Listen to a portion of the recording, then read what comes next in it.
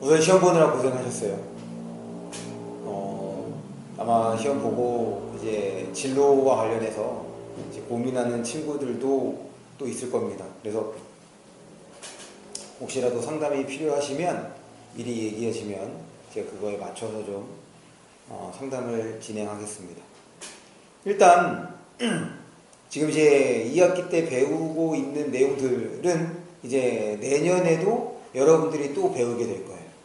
왜 내년에도 배우게 될 거냐면 내년에도 아마 화법과 작문을 선택을 하더라도 EBS로 수업이 진행이 되기 때문에 문학과 그 다음에 이제 문법, 그러니까 우리가 1, 2학년 동안 배웠던 것들에 대해서 이제 다시 한번 EBS를 통해서 점검한다고 생각을 하시면 됩니다. 그렇기 때문에 지금 2학년 때 했던 내용들까지는 여러분들에게 필수적으로 필요한 것들이다 라고 생각을 하시면 돼요. 우리 시험이 12월 10일, 청라고가 10일부터인가? 시험이더라고, 기말고사가. 다른 학교보다, 그러니까 다른 학교도 그때쯤 보는 것 같아. 그 주 아니면 그 다음 주. 그러니까 10일 아니면 16일.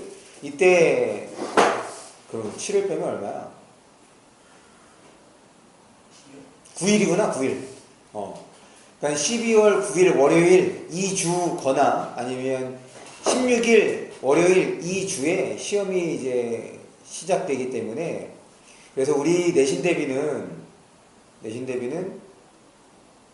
11월 9일 토요일 아마 둘째 주 정도가 될 것 같은데 그때부터 진행하는 걸로 하겠습니다. 그런데 그때부터 진행을 하는데 지금 우리 청라고 친구들 중에서 정시로 이제 완전히 튼 친구가 지금 제가 알고 있기로는 2명이에요. 우리 예찬 군과 그 다음에 재우 군. 그래서 지금 이번 중간고사 준비할 때도 이 시간에는 그냥 수능 수업을 진행을 했거든. 그러니까 너네들 이제 선택을 해. 이제 왜 선택을 하라고 하냐면 아까 얘기했던 것처럼 지금 배우고 있는 이 문법은 내년에도 써먹고 당연히 수능에도 나오는 거야. 그렇기 때문에 선택을 하라고 하는 거야. 근데 이제 선택을 하더라도 어영부영하면 사실 의미가 없어요. 그러니까 이번 중간고사와 기말고사를 통해서는 우리 청라고 친구들에게는 문법이 끝나야 돼. 왜냐면 사실 이렇게 한 달의 시간을 들여서 문법 공부한 적이 너네 없잖아. 앞으로도 없을 거고. 그렇기 때문에 내가 문법을 좀 강조했던 거란 말이야. 내년에도 그대로 써먹을 거라서. 그런데 이제 그게 아니다 싶으면 다시 이제 좀 처음으로 돌아가서 전반적인 내용들을 좀 한번 점검해 본다. 그 다음에 실전 감각을 좀 키운다. 이렇게 생각을 해 주시고 그래서 어쨌든 공식적인 내신 대비는 11월 9일 그 주부터 시작을 하는데 우리 2학년 친구들은 그 기존의 수업처럼 수능으로 이제 진행하는 수업과 내신에 맞춰서 진행하는 수업을 나눌 겁니다. 아시겠죠? 그렇게 맞춰서 좀 수업을 진행해 주셨으면 좋겠고 그 다음에 지금 저기 우리 공사하고 있는 거 아시죠? 고등반. 네네. 그래서 공사하고 있습니다. 여기 옆에. 옆에는 이제 그 추어탕집이었잖아. 추어탕집 옆에 전에 옷가게가 있었는데 그 자리에 지금 공사를 하고 있어서 빠르면 다음 주부터 수업이 가능하다고 하시네요.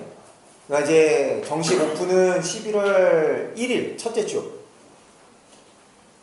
2일인가? 그때부터 이제 수업을 하는데 뭐 다음 주에 지금 공사 막바지라 다음 주에 할 수 있으면 이제 새로운 곳에서 수업을 진행을 하겠습니다. 그리고 이제 그때는 프로젝터도 다 달려있고 그래서 아마 이제 모든 수업이 그러니까 내신 수업 빼고 모든 수업이 다 전처럼 프로젝트로 진행이 될 거라고 생각을 해주시면 돼요. 그리고 다시 이제 내신 전까지 기간을 보면 이제 3주 정도가 되는데 뭐 그렇지 않든 뭐 내신을 내가 보든 안 보든 간에 이 3주 동안 우리가 내신에서 좀 헤어나올 필요가 있거든. 문제를 어떻게 좀 적절하게 해결할 수 있는지 그 점과 관련해서 다시 전으로 돌아간다고 생각을 하시면 되겠습니다. 그래서 과제물도 똑같이 그러니까 다음 주엔 당연히 또 뭐 있겠어요? 쪽지 시험도 똑같이 있습니다. 다시 지금 우리가 과제행을 하는 거와 그 다음에 주간 테스트 쪽지 시험 하는 것들은 다 여러분들의 기초 실력과 관련되는 것, 그리고 우리가 공부했던 것 중에서 그 지문에서 이제 중요한 요소들이라고 생각을 해주시면 됩니다. 문학작품은 또 나올 수 있어. 다시 한번 얘기하지만 문학작품은 지금 우리가 과제행을 통해서 고르는 거라든지 그 다음에 수업 중에 푼 것들은 모의고사나 혹은 수능에서 볼 수 있습니다. 하지만 비문학은 절대로 보지 않아요. 그럼에도 우리가 그동안 연습했던 방식과 관련해서 처리할 수 있는지 그런 것들을 이제 테스트에 담는 거니까 다음 주부터 테스트 진행하고 그 다음 주의 결과물에 따라서 당연히 우리 이거 결과물이 뭐였죠? 70%잖아요. 70% 미만자는 소환 대상자가 된다는 거. 70% 미만자는 소환 대상자가 된다는 거 잊지 마시고 다시 한번 우리 좀 준비를 해 주길 바랍니다. 그럼 오늘은 3주간 수업을 아마 이제 모의고사 중심으로 진행을 할 거고 앞으로 이제 수능 그러니까 이 시간에는 계속 수능 수업을 하는데 이때는 이제 또 사설 모의고사로 이렇게 수업이 진행이 될 겁니다. 그래서 우리가 그동안 이제 쉬고 있는 머리를 좀 깨운다는 의미로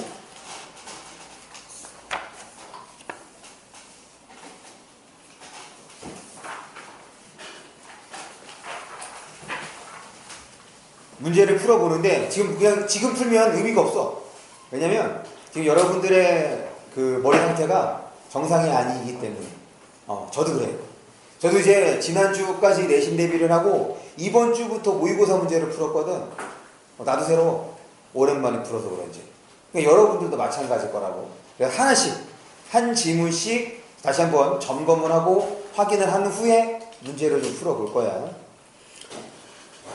지금 이제 제목을 보시면 2017년 11월 그 고2 합평 문제라고 되어 있죠?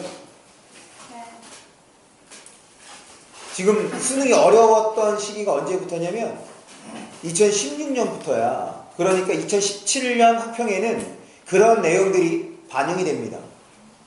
무슨 말이냐면 우리 지난번에 9월 시험 봤지? 9월보다 지문이 길어. 훨씬. 그냥 단순하게 긴 게 아니라 훨씬 길어. 훨씬. 그리고 심지어 어떤 지문은 이게 글자 크기까지 줄여놨어. 그래서 여기 있다 보면 꽤 많이 있는 느낌이 들 겁니다. 그래서 저도 이 문제를 풀었는데 문제가 어려운 건 아니야. 문제가 2학년 수준은 맞아. 그런데 지문의 길이 때문에 나도 이거 문제를 푸니까 몇 분이 걸렸냐면 85분이 걸렸어. 그럼 여러분들은 그것보다 더 많은 시간이 걸리겠죠? 그러니까 지금 여기에 있는 거를 풀 때는 빨리 풀려고 하지 마시고 우리가 전에 했던 것들을 최대한 떠올리면서 글을 어떻게 읽어야 되는지 생각을 하면서 좀 읽고 문제를 풀어주기 바랍니다. 그런 측면에서 어떤 것부터 보냐면 좀 쉬운 지문부터 웜업을 좀 해볼게요.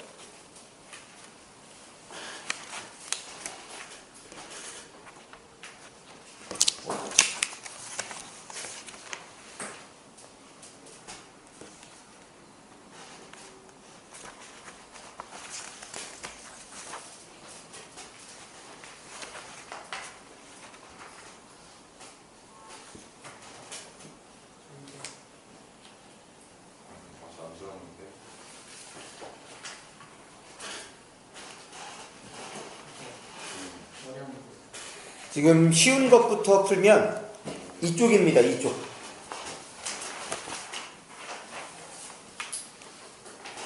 그리고 다음 주 이제 우리가 수능 준비하는 친구들이 이제 한 절반가량이 될 수 있기 때문에 그래서 무엇을 할 거냐면 유인물 검사를 하겠습니다. 좀 유치하긴 하지만 여러분들이 유인물을 매 시간 챙겨올 수 있게 오늘 준 이 유인물부터 그래서 여러분들 클리어 파일에다가 이따가 한번 지금 비품실 가서 클리어 파일이 있는지 좀 볼 텐데 있으면 거기 드릴 테니까 거기에다가 꽂아서, 그래서 오늘 여기에다가 필기한 것을 다음 시간에 갖고 와서 문제 풀기 전에 다시 한번 읽어보고 이렇게 풀기를 했던 거지 라는 것을 떠올리고 지문을 문제를 풀 수 있게. 어떤 의도인지 알겠어? 지금 그 전까지는 여러분들에게 스스로 맡겨뒀던 것을 이제는 그걸 이제 제가 회수를 해서 바로바로 확인을 하겠다. 유치하긴 하지만 유인물을 제대로 챙겨오는지 필기를 제대로 하는지 또 좀 검사를 하겠다. 이렇게 좀 봐주시면 됩니다. 다시 한번 얘기하지만 지금 수준의 수능이라면 충분히 여러분들 전략적으로 2등급까지는 가능합니다. 그런데 이제 1등급을 찍으려면은 더 많은 노력이 필요한 거야. 그런데 이제 사실 국어 1등급을 찍을 바에는 그 시간을 다른 과목에서 좀 평균적으로 올리는 것이 여러분들 입시에 훨씬 더 도움이 될 테니까. 무슨 말인지 알겠어? 일단 여러분들도 지금 2등급까지 내가 오를 수 있다는 생각을 해야 돼. 나는 3등급이면 돼. 3등급만 있으면 돼. 이 생각과 내가 2등급을 목표로 하겠다라는 생각은 차이가 많이 납니다. 결과가 같더라도. 무슨 말인지 알겠어? 난 3등급이면 돼 라고 하면 3등급에 준하는 공부를 하기 때문에 그날 수능 시험 당일날 이제 평상시 공부했던 것대로 안 될 수가 있는 거거든. 그러니까 3등급 정도로 되면 4등급도 될 수 있고 5등급도 될 수 있단 말이야. 그런데 2등급을 목표로 한다면 그래 충분히 3등급을 확보할 수 있다는 거야. 그러니까 다시 한번 얘기하지만 지금의 수준으로는 충분히 여러분들 모두 2등급은 될 수 있습니다. 무슨 말인지 알겠죠? 그러니까 여러분들 일단 전반적인 내용들, 그 다음에 어떻게 접근할 것인지 그거 다시 한번 좀 여러분들의 것으로 만들어야 돼. 국어는 생각해야 돼. 생각. 스스로 생각하지 않고 탐구하지 않으면 제가 아무리 좋은 방법과 좋은 설명을 하더라도 한계가 있다고. 내가 문제를 푸는 것이 아니기 때문에. 다시 한번 명심해 주기 바랍니다. 그럼 이제 4번의 조건 지문을 볼게요. 4번 문제가 동그라미를 칩니다.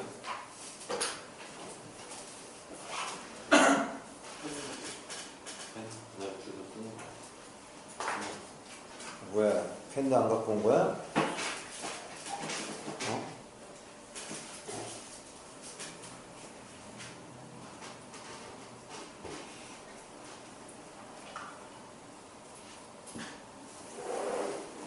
줄게.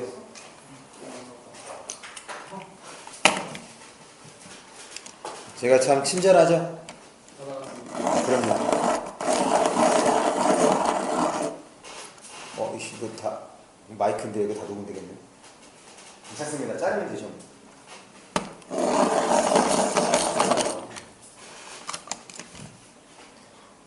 이걸로 사람 찌르지 말고.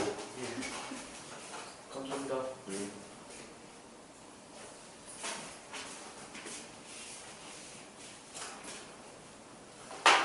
다시 봅니다. 지금 이제 4번에다가 동그라미를 쳤는데 사실 이게 지금 17년 문제인 거니까 올해 기준으로 최근의 경향으로 좀 본다면 여기에는 이렇게 들어가는 것이 적절하죠. 무슨 말이냐면 4번 문제가 지문 안에 들어가는 것이 좋아. 예전에 이게 그 글을 쓰기 위해 떠올린 생각이다. 지금 4번 문제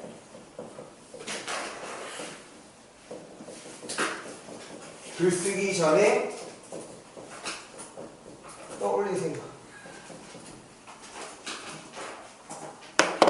다시 지금 최근에 요 지문이 세 번째, 그러니까 헌법과 장문에서 세 번째 지문으로 나오는 건데 장문 상황이 주어지고 그 다음에 글쓰기 전에 떠올린 생각이다. A부터 E까지 A, B, C, D 혹은 기억, 니은, 디귿, 리을, 미음 하고 난 다음에 초고가 나와. 그럼 이거 어떻게 문제를 푸는 거였어? 지금 얘를 통해서 여기에 나오는 내용이 그대로 순차적으로 반영되는지를 묻는 거잖아. 이게 이제 기본적인 장문의 틀이었단 말이야.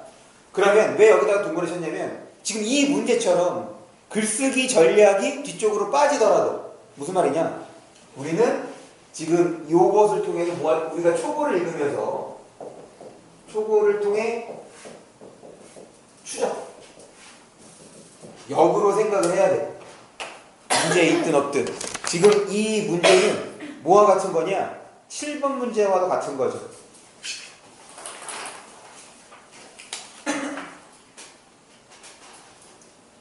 됐어?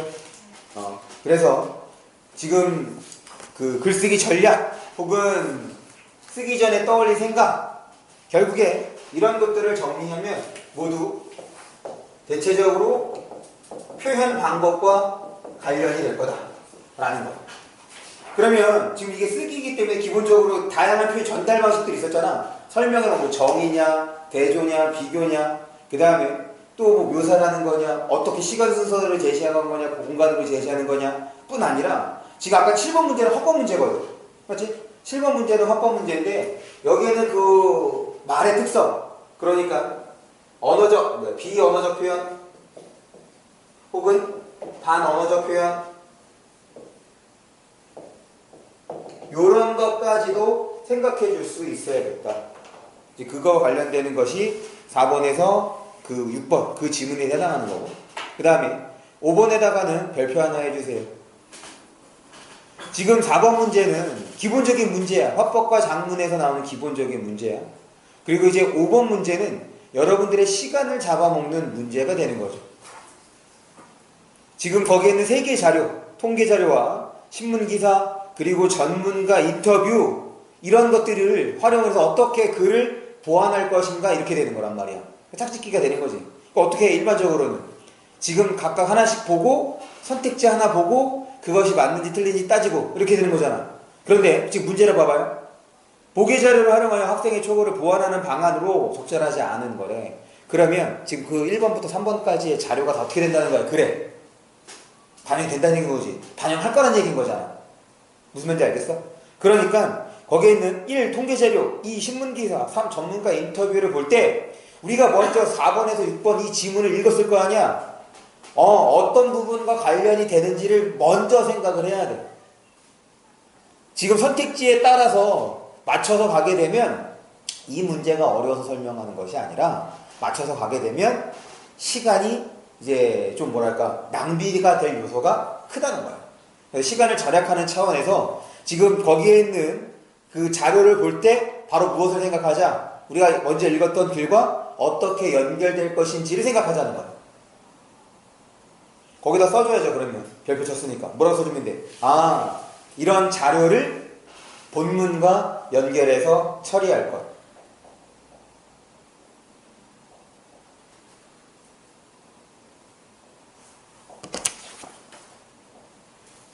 됐죠? 그 다음에 이제 6번 문제입니다.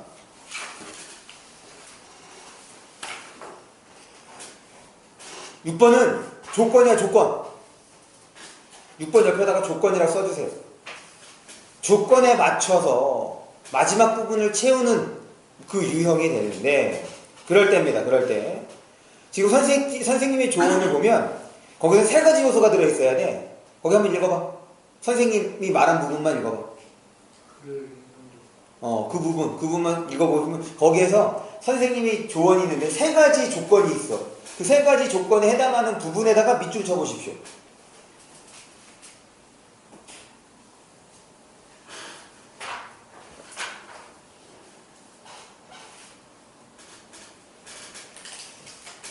수연아, 어디 보고 있어?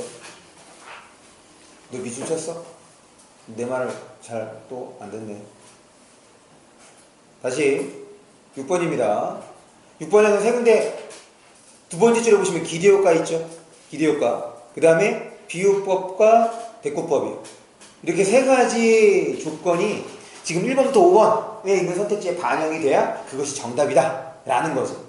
우리 이런 조건을 활용하는 문제는 어떻게 풀기로 했느냐? 이 조건 중에서 우리가 쉽게 판단할 수 있는 그것을 적용해 보는 거잖아. 그러면 우리 비유의 5가지, 크게 5가지, 비유에 해당하는 5가지 뭐 있어? 지교. 그래, 지금 비유라고 하면 이 5가지를 떠올릴 수 있어야 돼. 먼저 이제 지규 얘기했네. 또 은유. 또 의. 또 2개 남았어.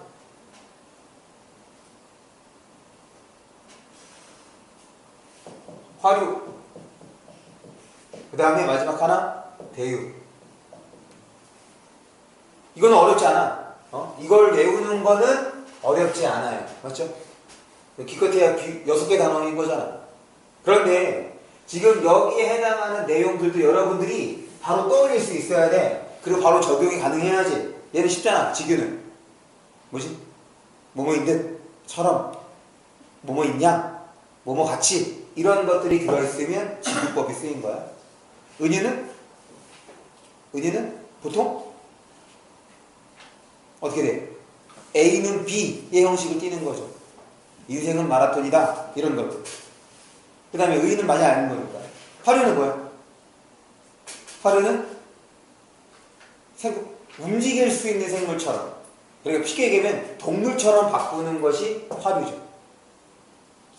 그 다음에 대유가 조금 어려울 수 있어. 부분을 통해서 전체를 드러내는 방식이거나 아니면 특징을 통해서 그 대상을 드러내는 것. 예를 들어서 백의 민족이래. 그럼 어떤 민족을 말하는 거야? 백의 민족이라고 하면 그렇지. 왜? 흰 옷을 입는 우리의 어떤 특성을 드러내주는 표현인 거잖아. 그래서 특성을 통해서 그 대상을 드러내는 거. 백의 민족. 이게 대유법에 해당하는 거고. 또 한 가지는 뭐가 있냐면 부분을 통해서 전체를 드러내는 방식. 이거는 우리가 시교에서 많이 보는 거야. 강산 하면 뭐라고 생각하기로 했어? 그 강가산이야. 그럼 뭐야? 시조에서? 자연. 그렇지, 자연. 이게 대유예요. 부분을 통해서 전체를 드러내거나 특징을 통해서 그 대상, 그러니까 우리 민족이라는 대상을 드러내는 이런 것들이 대유다. 지금 그런 것들 중에 하나가 쓰이는 거. 그 다음에 대꾸. 대꾸는 뭐야? 대꾸. 두 개가 이어져 있어요. 조금 더 구체적으로. 그래, 이어져 있어. 이어져 있는데 어떻게 이어져야 돼? 어떻게 이어져야 돼? 문장 구조가 비슷하게 이어져야 돼. 그게 대꾸입니다. 문장 구조 쉽게 우리 문법에서 얘기했지. 문장 구조하면 뭐 떠올리라고? 문장 구조하면 뭐 떠올리라고? 어순. 그래서 쉽게 문장 구조가 같거나 유사하다라고 보는 거는 뭐가 유사한 거냐면 그 조사, 어미의 순서가 유사한 거. 조사나 어미의 순서가 유사, 그러니까 비슷한 조사 혹은 같은 조사들이 혹은 어미가 사용됐을 때 그렇게 두 개의 문장이 나란히 나온다면 그런 것들이 이제 대꾸가 되는 거죠. 기대효과보다는 비유나 대꾸로 먼저 처리해 주는 것이 정답에 훨씬 더 가깝게 가는 방법이 된다는 거. 한 번에 세 가지 다 처리할 것이 아니라 쉬운 것부터 여러분들이 차근차근히 좀 처리해 주시면 되겠다. 됐어? 다음에 또 물어볼 거야. 그리고 지금 오늘 이렇게 같이 문제를 푼 이것들도 당연히 다음 시간 쪽지 시험에 반영을 할 겁니다. 영상을 보고 있는 친구들도 잘 해갖고 오셔야 돼요. 유인물 검사한다고 얘기를 했으니까. 왜 웃어? 저 혼잣말하는 거 잘하니까. 카메라 침숙해. 너네 그때 얘기 주지 않았어? 카메라 빨 같은 거? 카메라 마사지? 근데 빨간색이 되는 거예요? 네, 저기 빨간색 되는 겁니다. 순간 깜짝 놀랐네. 마이크가 빨간불이 들어오면 안 됩니다. 빨간불. 우리 친절한 제육은 괜찮아요. 그럼 좋습니다. 영상을 보는 친구들도 지금 유인물에다가 잘 필기를 해오시고 그리고 이 설명한 내용들이 다음 쪽지 시험에도 반영이 된다는 것 염두에 두시기 바랍니다. 됐죠? 사설이 길었네. 쓸데없는 얘기를 많이 해서 이 영상은 내가 처음부터 끝까지 다 봐야겠다. 필요 없는 부분 다 지워야지. 그럼 지금 4번에서 6번 문제를 풀어주세요. 가장 답일 거라 생각하는 거를 찍으세요.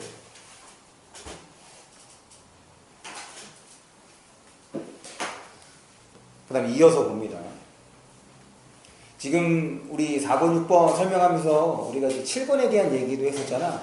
이제 7번에서 10번 지문에 대한 얘기를 해보고 7번에서 10번까지 문제를 풀고 난 다음에 이 두 지문에 대해서 답을 확인하고 간단하게 설명을 하는 걸로 할게요. 그러면 7번에서 10번 지문을 보는데 가는 발표니까 아까 봤던 장문하고 똑같아. 어떤 것으로 표현하느냐, 그러니까 글로 쓴 거냐 말로 표현한 거냐 그 차이만 있을 뿐이지 우리가 문제를 해결하는 과정은 동일하다 라고 여러 번 말씀을 드렸습니다. 그럴 때 이제 가를 보고 난 다음에는 뭘 하면 되는 거야? 그렇죠. 가를 보고 난 다음에는 가와 관련된 문제를 먼저 풀면 되는 거지. 그래서 남은 문제는 이제 나를 읽고 뭐 문제를 푸는데 지금 7번에 10번 큰 문제를 봅니다. 7번에 10번 큰 문제를 보면 가는 학생의 발표고 나는 발표를 들은 학생이 쓴 소감문이래. 그러면 소감문이니까 발표의 내용이 어떻게 되겠어? 그렇지, 반영이 되겠지. 반영이 되는데 고스란히 반영되지는 않을 거다. 어떤 점에서 차이가 있는지를 나를 읽으면서 파악할 수 있어야 돼. 됐습니까?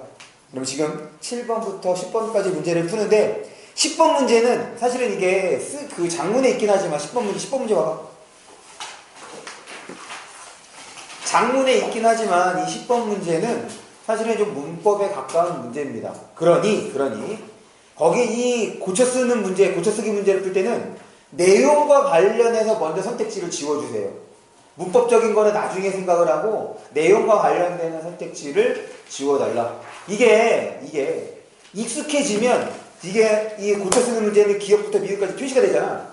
내가 이런 유형과 이 지문에 익숙해지면 기억 볼 때마다 혹은 미음까지 볼 때마다 돌아와서 확인해주면 돼. 그런데 지금은 우리 아직 본문을 제대로 파악하는 능력이 저는 제가 생각할 때 좀 부족하다고 봅니다. 그러면 고쳐 쓰는 문제는 지문 읽고 난 다음에 다시 한번 그 해당하는 부분으로 넘어가서 확인해 주는 것이 여러분들이 오답을 고를 확률을 조금 낮출 수 있는 방법일 거예요. 일단은 내용 파악이 우선되고 그 다음에 10번의 문제는 사실은 이제 장문 문제보다는 문법 문제에 조금 더 가까운 문제다 라고 좀 생각을 해 주시면 되겠다. 따라서 10번은 이제 맞히는 거 당연히 나중에 지금은 뭐 틀릴 수 있겠지만 나중에 문법 공부가 되고 난 다음에는 충분히 맞힐 수 있어야 한다는 거. 됐죠? 그럼 지금 7번부터 10번까지 이어서 문제를 풉니다. 그럼 먼저 4번에서 6번 지문을 볼게요. 아직 조금 더? 4번에서 6번 지문을 봅니다. 이건 이따가 비문학을 풀 때도 얘기를 할 건데 우리가 이제 지문을 읽는다. 지문 읽기를 하면 제일 먼저는 앞부분에 대해서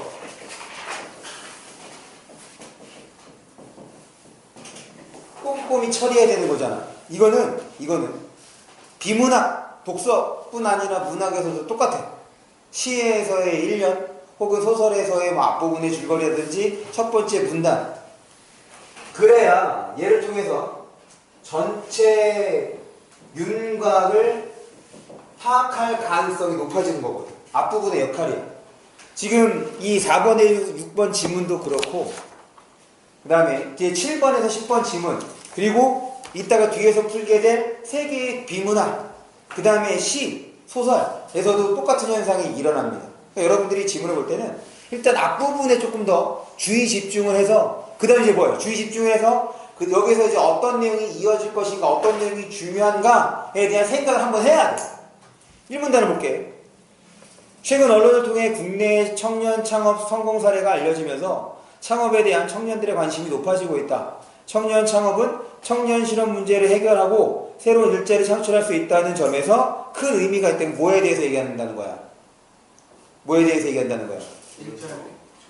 청년 창업.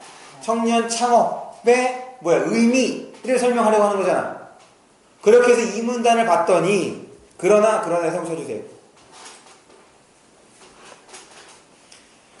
그러나 실질적으로 청년 창업이 활성화되지 못하고 있다. 거기다 물결 표시. 활성화되지 못하고 있다. 물결 표시. 그럼 지금 문제라는 얘기지. 그럼 우리가 고등학교 수준에서 문제 해결은 어떻게 하는 거라 그랬어?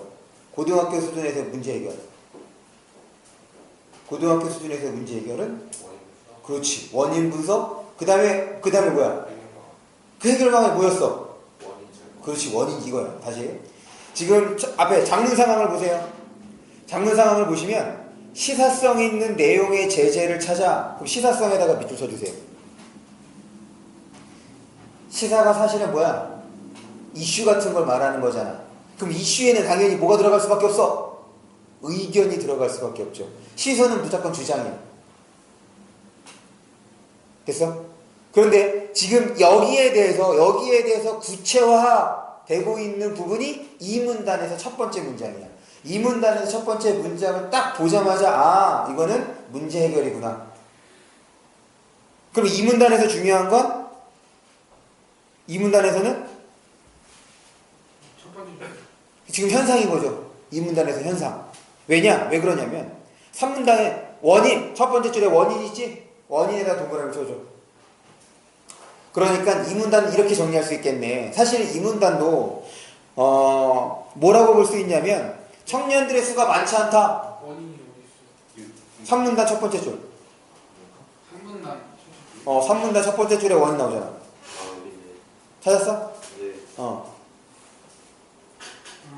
오케이. 다시 정리합니다. 지금 우리가 내가 이 얘기를 하는 이유가 앞부분을 통해서 뭐 하자는 거야. 이 글에서 뭘 설명할지를 생각하는 거잖아. 맞지? 그래서 두 번째 문단을 봤더니 뭐였어? 아, 지금 이거 설명하려고 하는 것이 아니라 문제, 활성화되지 못한다라는 표현을 통해서 지금 문제를 지적하고 있는 거구나. 아, 그래서 장르사강이 주장하는 글이야. 그럼 이 문제를 해결해야 되는 거네. 딱 그거 보는 순간 어떻게 떠올라야 돼? 지금 우리 고등학교 수준에서 문제 해결은 원인 분석과 원인 제거로 우리가 문제를 해결하는 거잖아. 그럼 그게 지금 이 문단 첫 번째 문장을 통해서 머릿속에다 타다닥 이렇게 돼야 된다. 그냥 아무 생각 없이 읽는 것이 아니라. 그렇게 해서 이제 3문단을 본 거야. 3문을 봤더니 원인이래. 그러면 3문단이 원인이래. 이건 이제 여러분들의 이제 문단 파악 능력과 관련해서 본다면 3문단이 원인이라고 한다면 2문단은 뭐라고 해야 돼? 이것도 그럼 뭐야? 다시 2문단도 원인이라고 한다면 3문단에 이러한 문제가 발생하는 원인은 무엇일까? 이걸 말할 이유가 없잖아. 지금 상시 아니에요? 다시 우리 문장의 글에서 질문이 나오면 뭐라 그랬어?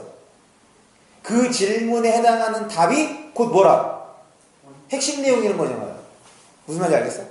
그러면 지금 이 문단에서 만약에 원인이라고 이게 원인이라고 우리가 처리할 수 있는 거이기도 하잖아. 맞지? 한편으로 보면.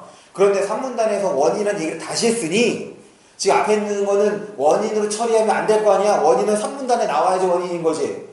이해했어? 그러니까 이 문단은 그러면 원인이란 말 대신에 뭐로 바꿀 수 있냐고. 지금 여기 3문단에 보면 문제라는 말로 바꿀 수 있는 거고 사실 이것보다 조금 더 명확한 표현은 뭐가 좋겠어? 그게 뭐라 그래? 실태라고. 실태. 문제 현황 혹은 문제 상황 혹은 실태. 그리고 그 실태를 뭐 한 거야? 3문단에서는 분석한 거잖아. 맞죠? 봐봐. 그럼 4문단은 이제 뭐가 나와야 돼? 해결. 그렇지, 해결. 그런데 아까 해결 뭐라 그랬어? 해결 뭐라고? 원인 제거라고. 그럼 3문단의 내용과 4문단의 내용이 짝이 맞냐 안 맞냐? 봐봐. 짝이 맞아 안 맞아? 맞아요. 맞죠? 무슨 말이냐면 지금 3문단에서 원인 확인해 볼까? 성공하지 못했을 경우에 두 번째 줄이야. 부담감. 그 다음에 창업자금 지원금에 대해서 잘 모른대. 그리고 금액이 적대. 그 다음에 지금 쉽게 창업할 수 있는 분야를 선택을 한대. 그 다음에 실현시킬 수 있는 방법을 또 잘 모른대. 그럼 모르는 건 알려주면 되는 거고. 맞지? 그 다음에 또 금액이 적대. 그럼 금액을 늘리면 되는 거고. 지금 그런 식으로 서술되어 있는 것이 바로 4문단인 거잖아. 이해했어? 그래서 5번 문제를 봅니다. 5번에서는 4번이 틀렸어. 4번이 왜 틀렸냐면 지금 두 번째 줄 볼게요. 4번 선택지 두 번째 줄. 금융권.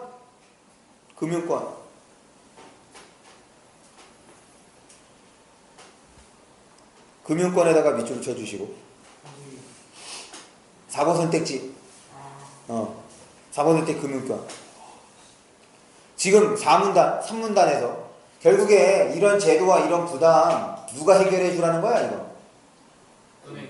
은행이야? 아니, 은행권. 아이 무슨 소리야. 나라에서 해결해서. 그렇지 나라야. 나라 정부란 말이야. 그런데 금융권은 정부야? 아니요. 그렇지. 정부 아니잖아. 금융권 다른 말로 두 글자 갖고 뭐야? 은행. 그렇지 은행. 은행이 정부가 아니잖아. 이해했어? 네. 그래서 4번이 틀린 겁니다. 그 다음에 4번. 한 문단을 보시면 원인이 무엇일까? 다음에 그 원인을 지가 분석하고 있죠? 그러니까 4번의 답은? 네, 2번. 그 다음 6번이요. 봐봐. 지금 이제 문제의 답을 확인하면서 여러분들이 무엇을 해야 되는 거냐면 계속해서 얘기하지만 내가 지금 지문을 읽고 내가 파악한 내용을 지금 얘기하고 있는 거잖아. 그 다음에 문제를 풀 때 어떤 지점에서 무엇이 문제가 됐을 때 그런 반응이 되는지도 얘기하고 있는 거지.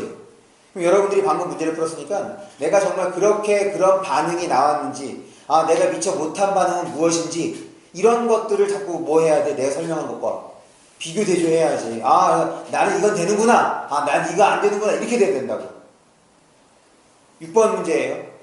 6번에서 쉬운 게 이제 비유법하고 대구법인 건데 지금 1번부터 5번까지를 볼게. 지금 이제 기대효과 말고 비유법하고 대구법으로만 볼 거야. 1번. 이처럼 작은 마련에 대한 부담을 덜어주고 기술 습득에 대한 기회는 늘려준다면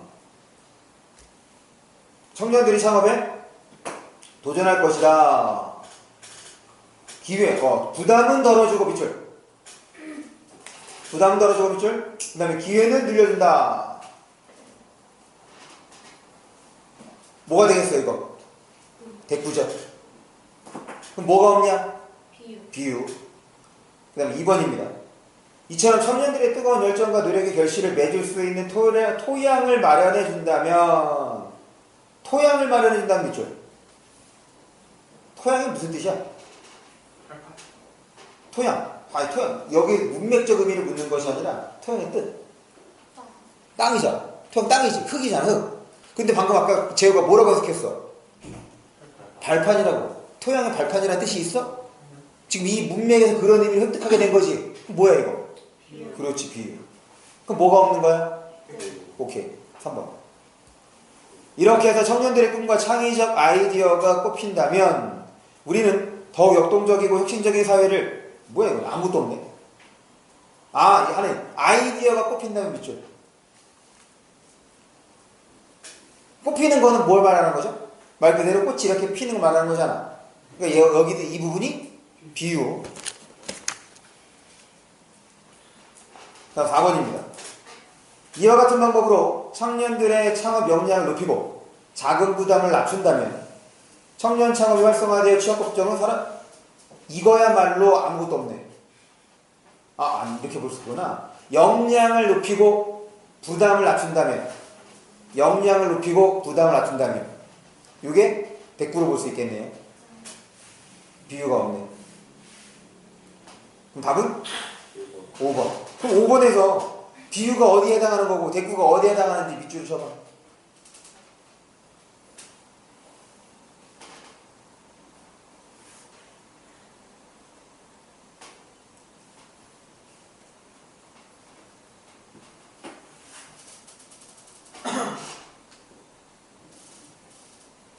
비유는 노력의 열매를 맺어. 열매.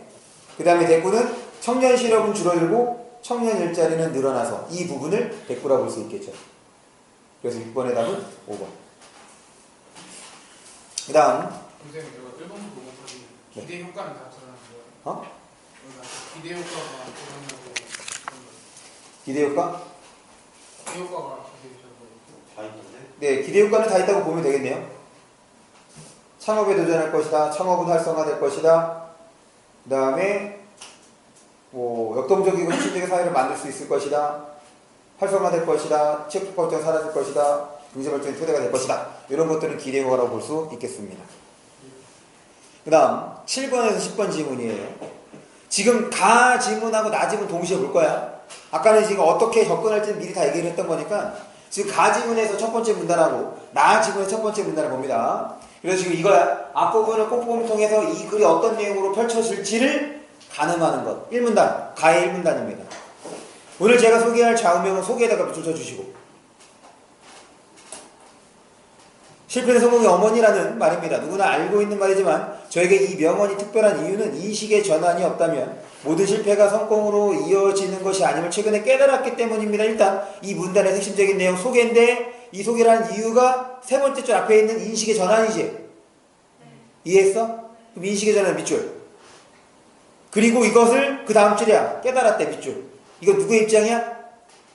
발표하는 사람 입장인 거지. 그 다음입니다. 그래서 그 다음이야. 그래서 저는 실패자 박물관 물결 표시. 그 다음에 책의 그 줄 끝에 책의 내용을 바탕으로 실패를 극복하는 방법 속의 물결 표시. 설명하는 글이죠. 두 가지를 소개하겠네. 뭐야? 하나는 실패자 박물관, 그 다음에 다른 하나는 실패를 극복하는 방법. 그래서 이 문단은 뭐에 대해서? 실패자 박물관. 그렇지. 실패자 박물관 소개죠. 그렇지? 지금 2문단하고 3문단에 해당하는 것까지 보면 되겠네. 4문단까지요. 4문단까지도 보면 되겠네요. 그 다음에 이제 5문단부터가 그 실패를 극복하는 방법을 몇 가지 소개되는 거야? 몇 가지 방법. 하나, 둘, 세 개. 세 개를 소개하고 있거든.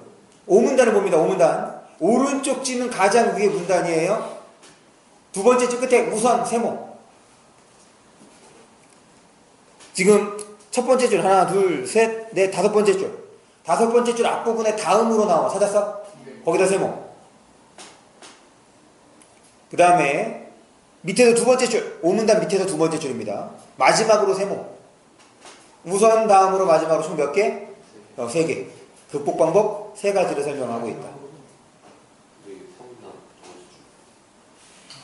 3문단, 5문단 두 번째 줄. 됐어? 네. 그게 이제 지금 방금 얘기한 건 딱 그 내용과 관련돼서 설명을 한 거지. 그럼 합법인 거니까 이제 모두 확인을 해야 되는 거야. 표현 방법, 전달 방법도 확인해야 될 거 아니야. 그럴 때 지금 여러분들이 최근의 경향을 본다면 2문단이에요. 2문단 하는 네 번째 줄. 동영상에다가 동그라미. 그리고 동영상 밑에 두 줄 내려와서 청중의 대답을 듣고 밑줄. 5문단이요? 2문단.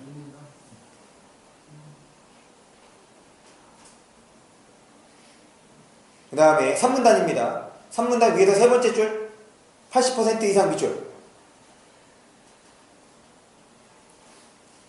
그 다음에 그 80% 밑으로 하나 둘 셋 다섯 번째 줄 가운데 부분에 인터뷰 동그라미.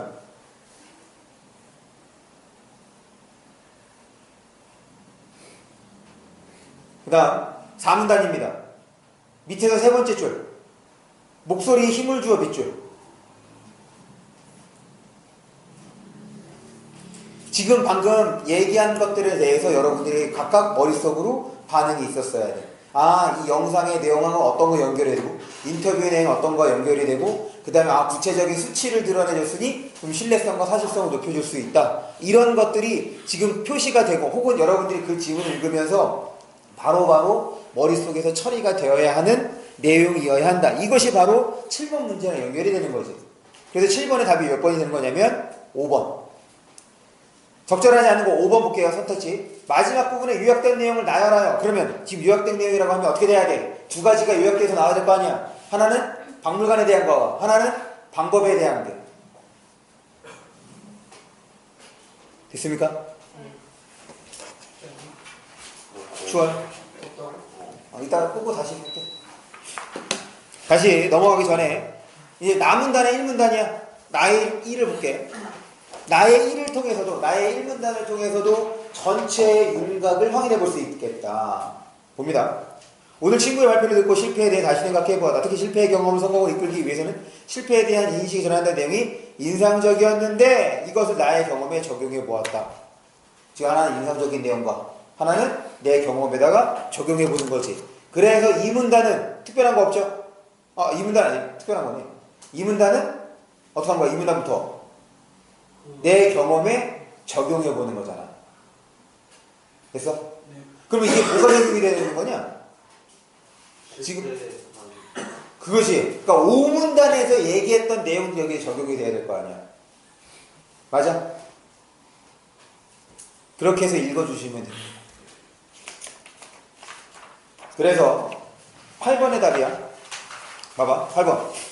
가를 들은 청중의 추가 질문으로 가장 적절한 거래. 지금 앞에서 설명했던 내용에 대해서 질문을 하면 그렇지. 그러니까 무슨 말이냐? 이 질문에 이 그 대답이 이미 글에 있으면 그거는 의미가 없는 거잖아. 그래서 8번의 답은 1번. 그 다음에 9번. 지금 강화나를 읽으면서 어떻게 돼야 돼? 어떤 차이점이 있는지를 따져가면서 나를 읽었어야 되는 거였잖아. 그것을 이용하는 문제가 9번이죠? 9번의 답은 3번입니다. 그럼 3번에서 뭐가 틀린 거야? 실패를. 그렇지. 실패를 숨기려고 했던 내용이 전혀 없었죠. 그래서 3번이 틀렸어. 그 다음에 10번의 답은 5번이에요. 됐습니까? 네. 그 다음 우리 문법 문제는 건너뛸게요. 문법 문제는 건너뛰고 지금 가볍게 좀 웜업을 했습니다. 읽는 거에 대해서 왜 한숨을 쉬어? 그래서 지금 그 비문학 지문을 보는데 지금 이 비문학 3개, 그러니까 독서 지문 3개도 똑같아요. 첫 번째 문단을 통해서 이 글이 무엇을 설명할지를 우리가 지금 윤곽을 잡아낼 수 있단 말이야. 그럴 때 쉬운 걸로 할게.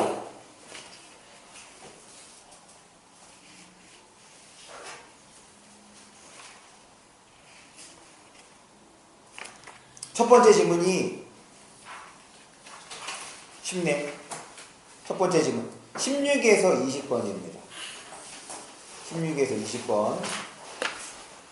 요거 보고 16에서 20번 지문 풀고 그 다음에 쉬는 걸로 할게요. 설명하기 전에. 지금 이게 첫 번째야. 앞부분을 꼼꼼히 읽는 거고 그 다음에 이제 두 번째로 우리가 이제 글의 구조를 좀 생각을 해봐야 돼. 왜냐면 지금 우리가 쭉 설명을 했을 때 지금까지 수업 중에서 나는 글의 구조를 딱 2가지로만 봤지. 설명 대상이 여럿인 경우와 그 다음에 원리 및 과정을 설명하는 것 딱 2가지만 봤습니다. 여기에서 중요했던 것 원리 및 과정에서는 순서와 인과가 중요했던 거고 설명 대상이 여럿일 경우에는 공통점과 차이점이었어요. 그런데 이 대체로 여기에서는 어떤 게 인문, 사회, 예술 지문이 이런 경향을 많이 보이고 이런 경향은 과학하고 기술, 그 다음에 사회 지문 중에서 경제가 여기에 해당하는 거예요. 그러니까 이 글을 읽으면서 내가 어떤 지점에 지금 포인트를 두고 어떤 지목을 좀 더 주목해서 집중해서 읽어야 될 것인가 이게 돼야 된단 말이야. 그래서 지금 읽으면서 글의 구조에 대해서 따져볼 수 있어야 된다. 그럴 때 1문단이야. 고대 그리스 철학자들은 변화에 대해 그리스 철학자들 거기다 동그라미 쳐주시고 사람 이름 나왔죠. 그래서 철학자들이에요. 그러면 뭐일 가능성이 높은 거니? 첫 번째 거, 두 번째 거. 첫 번째 거일 가능성이 높잖아. 됐어?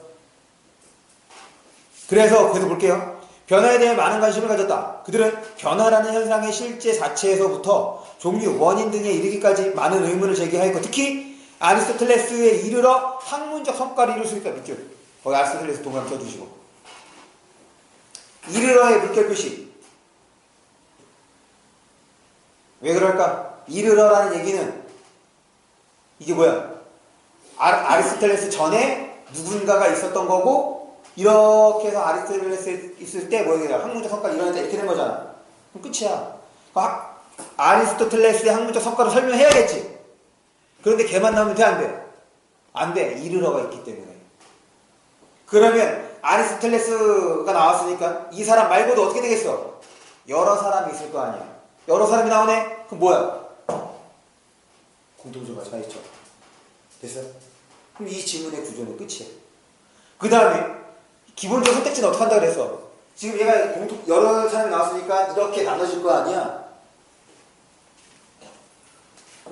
이런 식으로 해서 마지막에 아리스토텔레스가 있겠지. 그럼 얘네들이 해당하는 변화와 관련된 무언가들이 있을 거고 이런 것들이 각각 다 어떻게 되는 거야? 공통점과 차이점으로 따져주면 된다는 얘기인 거잖아. 그리고 이거 안에 여기에 여러분들이 세부적으로 읽은 내용들을 좀 넣어주면 되는 거야. 그걸 자꾸 머릿속으로 연습을 해야 돼. 여러분들이 안 되는 게 뭐냐면 읽고 난 다음에 저장이 잘 안 돼. 그냥 날아가는 느낌. 그러니까 읽는다고 읽는 것이 아니라 예를 들어서 여기가 A라고 하고 여기가 B라고 하죠. A 읽었어. 그 다음에 이제 B를 읽으면 B를 읽으면서 뭐가 돼야 돼? 공통점과 차이점인 거니까 B에서는 A라고 얘기해. 그러니까 B에서는 1이라고 얘기했는데 이 1이 A에서 어떤 점하고 유사한 건지 다른 건지 이걸 자꾸 머릿속으로 뭐 해야 된다는 거야? 따져보라는 거야. 그래서 우리가 글을 읽는다는 것은 쭉 내려오는 것이 아니라 저거 어떻게 돼야 돼? 왔다 갔다 돼야 될 거 아니야. 내가 천천히 읽으라는 건 이런 거라고. 그냥 여러분들이 문장을 읽으면 문장의 내용이 처리가 되는 게 아니야. 아시겠어요? 그런 점에 조금 더 신경을 써서 읽어주기 바랍니다. 그래서 지금 16번부터 20번까지 문제를 풀어볼게요. 시작.